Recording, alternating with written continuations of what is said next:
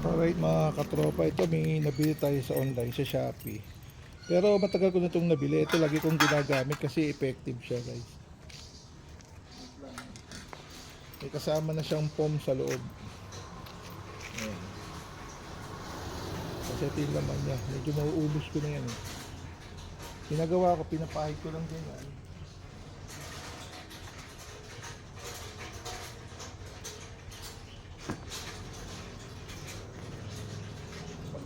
Pagkapahid niya, punasan nyo na malinis na basahan. Yung maganda yung cotton.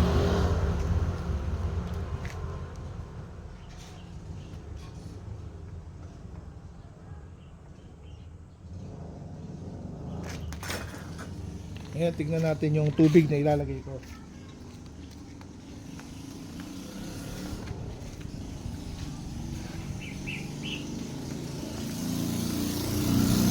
Lalapit natin guys para makita nyo. Yung pinunasan ko, ayan o. Tumutulo, di ba? Pumapatak siyang kusa, pero dito, iba yung tulo niya dito. Ayan o. Bumabagsak kusa dito. Ayan o. Madulas. Dito, hindi ganun. Buo-buo. Yan ang gagamitin natin ngayon guys.